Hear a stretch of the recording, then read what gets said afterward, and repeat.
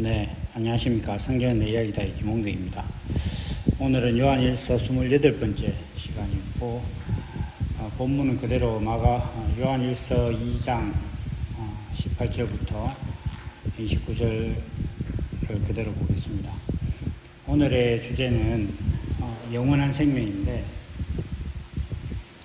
우리가 이제 영원한 생명이라는 것을 이야기하기 전에 사도 요한이 영원한 생명이라는 어떤 이 주제를 요즘 말로 소환한다 하나 그렇게 하기 전에 먼저 적그리스도에 대해서 얘기를 했고, 이 적그리스도에 대한 얘기는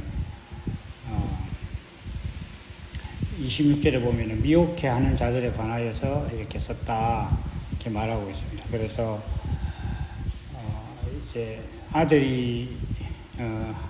아버지와 아들의 사이를 부인하는 사람, 예수께서 아버지의 아들이라는 것을, 예수께서 그리스도이심을 부인하고 아버지와 아들을 부인하는 자는 적그리스도다 이렇게 말씀을 하고 있습니다. 그리고 이제 이 말씀을 그냥 요 말씀 한 절로 이렇게 봐도 무슨 뜻인지 분명하지만, 이제 요한일서 전체의 주제로 놓고 본다고 하면 예수님께서 육신으로 오신 것을 부인하는 그런 사람들에 대한 경고, 그것이 아니라는 것을 말씀하고 있다는 측면에서 전체적으로 예수님께서 육신으로 오셨다는 것을 부인하는 것이 적그리스도다. 그리고 이러한 내용은 뒤에 4장에서 분명하게 또 문장으로 표현을 하고 있습니다. 그러면서 이 적그리스도에 대한 얘기들은 이제 미혹하는 자들의 이야기다 이렇게 얘기를 하고, 이제 하나님 안에, 그리스도 안에 있는 사람들에게는 영원한 생명이 약속되어 있다 이렇게 이제 말씀을 하고 있습니다. 우리가 이제 성경을 보는 관점에서 이걸 이렇게 몇 가지 기준이라고 해야 될까, 이제 이런 것들이 있는데, 대표적으로 이제 하나님은 영이시기 때문에 하나님의 말씀은 사람에게 이제 내용이고, 사람이 가지고 있는 육신의 삶은 형식이다. 이런 기본적인 구조가 있다는 걸 우리가 또 생각을 해볼 필요가 있고, 이런 구조는 하나님께서 그 성품을 표현하시기 위해서 흙이라는 물질을 가지고 형상이 있는 사람을 만들었다는 것에서 알 수가 있죠. 하나님은 회전하는 그림자도 없는, 눈에 보이지 않는 영이신데, 그 하나님의 성품을 표현하기 위해서는 하나님은 영이시기 때문에 안 보이니까 보이는 그것을 표현할 수 있는 물리적인 형상을 가진 존재로서 사람을 만드셨다 이렇게. 그게 사실 창세기 시작이에요. 그래서 어떻게 보면 이게 기독교 신앙의 이제 시작입니다. 그리고 나서 이제 하나님께서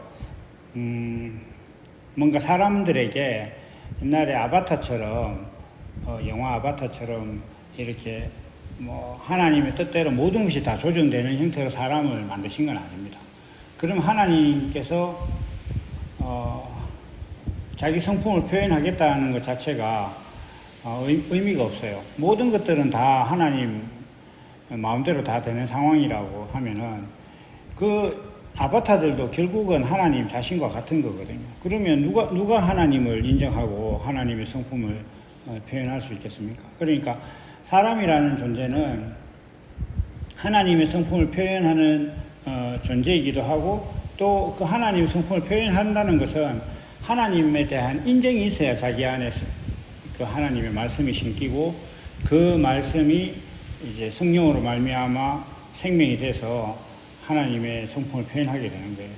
그러니까 하나님께서 사람을 만드셔서 하나님의 성품을 표현하겠다고 하신 것은, 이 사람이라는 존재가 하나님의 성품을 표현하는 과정에 있어서 먼저 하나님을 인정하고 순종하는 것이 있어야 돼요. 그래서 하늘에 계신 우리 아버지 이렇게 하고, 하늘의 뜻이 땅에서도 이루어지듯이 이렇게 또 기도하라고 하신 거예요. 그러니까 하나님의 뜻이 사람에게 이루어져야 그 사람이 하나님의 성품을 표현할 수 있는 것입니다. 그렇다고 했을 때 이 사람이 가지고 있는 육신과 이 육신으로서 살아가는 한평생의 삶은 이게 분명히 이게 도구적인 거예요. 형식적인 거란 말이에요. 이것을 원래는 하나님께서 그 하나님의 성품을 표현하기 위해서 만드셨기 때문에 원래 하나님 건데, 하나님은 이제 뭐 모든 것이 다 아바타나 하나님 마음대로 조정되는 거면 아무 의미가 없기 때문에 사람들로 하여금 스스로 하나님의 어떤 그 승리를 보고 선택할 수 있게 해놓으신 거예요. 그래서 이 사람이 어떤 하나님께서 예수님을 통해서 보여주신 것, 말씀을 통해서 보여주신 것, 자연을 통해서 보여주신 것, 또 자기 삶을 경영하는 것, 이런 걸 보고 하나님은 계시고 하나님은 이런 분이구나라고 스스로 이제 인정을 할 때, 거기서부터 이제 이 사람이 거듭나서 그 다음에 이 사람이 하나님의 성품을 표현하는 것이죠. 그래서 그러니까 사람은 자기의 삶을 선택도 할 수 있고, 자기가 사람으로서 나는 것에 대해서, 그리고 어떤 뭐 남자나 여자 혹은 어떤 민족이나 인종으로 나는 것에 대해서는 사람이 사실 아무것도 한 거 없지만, 일단 육신으로서 형성된 다음에 자기가 자아를 인식하고 난 다음부터는 자기 삶에 대한 뭐 선택들을 할 수 있어요. 심지어는 자기 스스로 목숨을 끊는 것까지 선택을 할 수가 있죠. 그러나 그러한 자기가 만들지도 않은 인생에 대한 선택권을 주신 것은 만드신 이가 그 뜻대로 하나님께서 사람을 만드셨기 때문에 하나님께서 사람 만드신 뜻을 자기 스스로 인생의 목적으로 삼을 수 있는 선택의 능력을 주신 거예요.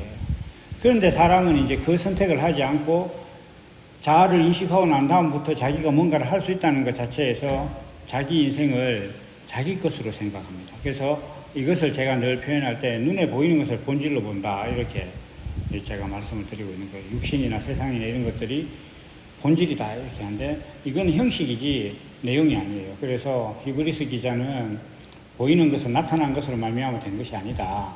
그러니까 눈에 보이는 게 본질이 아니다, 이런 말씀이죠. 그래서 이것이 영혼과 무슨 상관이냐 이렇게 얘기하면, 사람들이 정말로 눈에 보이는 것을 본질로 보고 산다면은 영원함에 관한 것도, 영원의 대상도 이 눈에 보이는 본질이에요. 자기들이 본질로 보고 있는 눈에 보이는 실질적인 어떤 세상과 자기 육신이어야 된다. 그러나 우리가 알다시피 영원한 육신은 아직 아무도 없었어요. 이 지구상에서 살아 숨쉬면서 뭐 안 죽고 사는 사람, 뭐 옛날에 중국의 어떤 진시황인가 그 사람이 뭐 불로초 늙지 않는 어떤 그런 약초를 찾아서 뭐 자기도 한번 영생을 누려보겠다 이렇게 또 생각을 하고 그랬다고 하는데, 사람이 지금 모든 사람들의 삶은 눈에 보이는 걸 본질로 보고 살아요. 그러니까 눈에 보이는 것이 잘 되면 인생이 잘 된 거라 생각을 합니다. 그래서 눈에 보이는 육신이 건강하고 또 뭐 경제적으로 이제 어려움이 없고, 그다음 또 세상에서 자기가 누릴 만한 어떤 권세나 지위를 얻고 이렇게 하면 그게 인생이 잘 되고 행복한 거라고 생각을 합니다. 만약에 그런 게 인생이 잘 되고 행복한 거라면 예수님도 실패한 인생이고 바울도 실패한 인생이고 베드로도 실패한 인생입니다. 그러한 인생들을 실패로 규정을 하든지 아니면 자기 인생을 돌아보든지 해야 되는 거예요. 그런데 심지어는 우리가 기독교인들도 교회에 가서 하나님의 이름으로 기도하는 것들이 다 이런 거 기도하고 있어요. 제가 이걸 굉장히 강조하는데, 이 틀만 벗어나면 사실은 신앙은 세계가 달라지거든요. 자기 자신이 그걸 보면 알 수 있을 텐데, 물론 뭐 저도 옛날에 그 신앙 안에 있을 때는 전혀 보이진 않았지만, 그러나 이게 이제 곰곰이 생각해보면 한 번씩 의심스러울 때는 있거든요. 이거 어디까지 이렇게 해야 되냐, 뭐 이런 생각들, 어디에 이르러야 내가 인생이 정상이 된 것이냐, 이런 생각들은 해봤던 것 같아요. 그래서 영원이라는 어떤 그 주제로만 놓고 봐도 사람이 정말로 눈에 보이는 육신과 세상을 본질로 보고 이런 것들이 잘 되는 것이 하나님의 축복이고 인생을 잘 사는 것이라고 생각한다면 영혼도 이것이 영원해야 돼요. 그러니까 육신도 영원하고 육신의 삶도 영원하고 육신이 가지고 있는 어떤 건강이나 명예나 어떤 권력이나 재물이나 이런 것도 영원해야 되지만, 실질적으로 하나도 영원한 게 없습니다. 그건 우리가 다 아는 바죠. 그래서 사람들은 인생이 허무하다, 아무것도 없다 이렇게 얘기를 하는 거예요. 근데 제가 언젠가 한 번은 이 여호와 하나님의 이름 스스로 있는 자라는 것과 존재한다는 것, 그리고 없다는 것, 이런 것에 대한 개념을 한번 글이나 뭐 이렇게 파일로 작성을 하고 싶긴 한데, 사람들이 허무하다고 생각하는 것은, 인생을 허무하다고 생각하는 것은 뭐냐면, 우리가 허무함이라는 어떤 그 단어의 의미를 생각해 보면, 기대했던 것이 이루어지지 않았을 때, 뭔가 잔뜩 기대했는데 그게 아니었을 때 느끼는 게 그게 허무함이에요. 처음부터 인생에 아무것도 없다고 생각했던 사람들은 허무하지 않아요. 뭐 성철인가 그 사람이 그 뭐 죽을 때 인생은 무다 이렇게 얘기를 했는데, 자기가 처음부터 인생이 무였으면 그런 생각을 안 할 거란 말이에요. 그런데 자기도 인생을 많이 이렇게 도전을 했는데 안 되니까 이제 뭐 돌을 닦는다고 앉아가지고 해보니까 이거 안 되는 거구나 이렇게 생각하니까 무라고 이야기한 거단 말이에요. 어쨌든 간에 무나 허무함을 이야기한다는 것 자체는 그 이전에 어떤 시도가 있었기 때문에 그래요. 그래서 성경에서 영원이라는 것을 이야기를 할 때 정말로 우리가 무엇이 영원한 것인가, 영원이라는 속성을 이야기하기 전에 어떤 것이 영원한 것인가를 먼저 생각을 해야 되는 거예요. 어떤 것이, 그러니까 육신과 육신이 추구하는 가치가 영원한 것인지, 그런 것들을 반드시 생각해 봐야 된다. 그래서 영원을 생각하기 전에 내가 어떤 영원해야 하는 대상, 영원의 주체가 무엇인가를 생각해야 되는데, 그건 인생에서 본질을 뭘로 보고 있는지, 눈에 보이는 육신을 본질로 보는 것인지, 하나님이 육신을 만드신 그 사람에 대한 내용을 본질로 보는 것인지, 이것이 중요하다. 이게 먼저 정의가 되지 않으면 영원이라는 것을 정의할 수가 없다. 이렇게 이제 말씀을 드립니다. 이게 서론이 좀 길었지만 우리가 영원이라는 것에 대해서 이러한 분명한 전제가 확실해야 된다. 내가 하나님 앞에 가서 영생을 노래하고 막 성경에서 영원히 살 줄 믿습니다 기도하고 뭐 사도신경에 고백을 하고 이렇게 하는데 뭐가 영원할 것이냐, 내 육신이 영원한 것인지, 내가 육신으로 살 동안 추구하던 어떤 그 가치가 영원한 것인지, 천국 가서 뭐 고래등 같은 기와집에 황금면류관 쓰고 돌아다니겠다고 이야기하는 것 자체는 그렇게 영원히 살 것이라 생각한다는 것 자체는 세상에서 자기가 가치로 부여했던 것들이 그 가치가 영원할 것이다라고 생각하는 거잖아요. 그래서 그렇게 하는 것이 자기의 영혼인지 아니면 성경이 말씀하시는 영원함인지에 대해서 우리가 이제 분명하게 생각을 해봐야 된다. 그것에 대한 전제도 없이 또 영혼을 논하는 것 자체는 사실 의미가 없다. 이렇게 볼 수 있습니다. 그래서 제가 이제 그 대학교 다닐 때 성경 공부를 좀 열심히 했었어요. 그때 뭐 내비게이터 성경 교재가 한 10단계까지 있는데 그걸 아마 거의 다 했던 것 같아요. 10단계는 안 했는데 한 8, 9단계까지는 그거 한 챕터 넘어갈 때 제가 성경 공부 그 교재에 서너 페이지 되는 거 그거 한 두세 시간씩 준비를 했던 것 같아요. 제가 이제 대학교 다닐 때 IVF가 대구에서 초창기였는데 그 당시 나왔던 IVF 교재도 거의 다 있었던 것 같고요.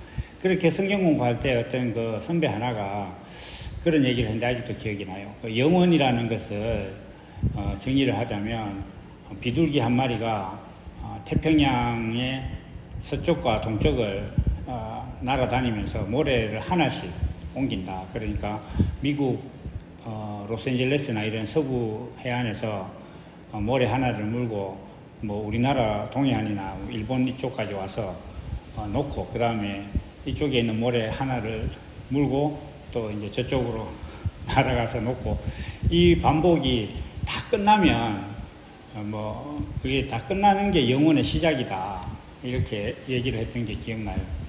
근데 이제 그때는 와 이렇게 들었었는데 지금 와서 생각해 보면 그래도 그건 어떤 시간의 개념이 있기 때문에 언젠가 끝나는 개념 아니냐, 그게 시작이라면. 그래서 그 참 허무맹랑한 소리를 믿고 살았구나 이런 생각을 합니다. 그때 그 선배들 중에 하나가 대구에서 뭐 제일 크고 오래된 교회 담임 목사이기도 해요. 그래서 그러한 신앙들은 그 뭔가 이렇게 눈에 보이는 세상, 아까 그 뭐 비둘기가 모래를 왔다 갔다 한다는 것도 그 시간이라는 개념도 눈에 보이는 어떤 그런 것들로 그런 것에 관한 시간만 자꾸 생각을 하는 거예요.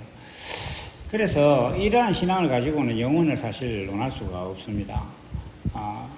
실제로 이제 우리가 영생에 대해서 예수님께서 뭐라고 말씀하셨냐 하면 아버지 하나님과 그의 보내신 자를 아는 것이 영생이다 이렇게 얘기했어요. 그러니까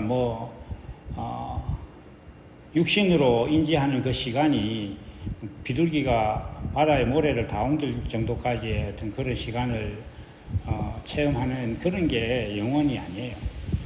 영생, 당연히 그렇게 되면 영생도 그게 아닙니다. 그런 것이 영원이고 영생이라면 누군가 적어도 한 명 정도는 살아 있었어야 돼요. 그리고 그게 정당성을 얻으려면 아담이 지금까지 살아 있어야 돼요. 그래야 영생을 얻을 수 있는 거죠.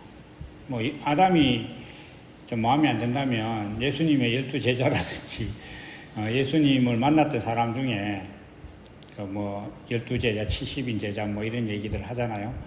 그런 사람이든지 막달라 마리아든지 바리메오든지 누가든지 누구 한 명은 살아 있었어야 되는 거예요. 그런데 그 아무도 없잖아요. 그런데도 성경은 계속 영혼을 이야기하고 영생을 이야기합니다. 그러면 내 자신도 영생에 대해서 소망이 있다면 무엇에 대한 영생, 나의 어떠한 것이 영생인가, 내 어떠한 부분이 영원하기를 바라고 있는가 정도는 정의를 내리고 가야 되는 거 아니겠습니까? 나의 어떠한 부분, 내 육신의 삶, 내 가치, 그리고 내가 이룩한 것, 인생을 살면서 이룩한 것들, 그런 것들이 영생을 원하느냐, 내가 하나님에 대해서 믿었던 것, 그러니까 성경대로 잘 살면 하나님께서 사업 잘 되게 해준다고 하는 그런 거를 믿었던 그 신앙이 영원하기를 바라는 겁니까? 이런 것들에 대해서 분명한 정의가 있어야 돼요. 이러한 정의 없이 영생을 이야기할 수는 없습니다. 그래서 이 영생은 좀 이렇게 말씀을 나누다 보니까 이야기가 좀 길어져서 한 편 말고 두 편으로 나눠서 이야기를 해야겠다 싶어서 먼저 영생에 있어서 무엇이 어떻게 되는 것이 영생인지, 그냥 막연히 사람들은 안 죽고 사는 거, 근데 실제 사람 다 죽어요. 그리고 천국 가서 영원히 사는 거, 근데 천국 가서 영원히 사는 어떤 그 조건이 이 세상의 연장선이에요. 사실 사람들 생각 속에 있는 거. 고래등 같은 기와집에 금멸류관에 금술에 타고 다니고 이렇게 하는 거. 근데 천국에 왜 금이 필요한지 모르겠어요. 그러니까 그러한 어떤 가치가 계속 영원하다 이렇게 생각을 하고 있는 거예요. 막연해요. 사람들은 그냥 교회를 평생 다니고 모태신앙으로 나서 70, 80 장로 되고 목사 되고 이렇게 살 동안도 영생이 뭐가 영원히 있어야 되는 거냐, 이런 것들에 대한 정의가 불분명합니다. 그래서 이것부터 우리가 먼저 생각을 해보고 또 다음 시간에 그 영생에 대해서, 영원한 약속, 영원한 생명에 대해서 더 이야기를 해보도록 하겠습니다.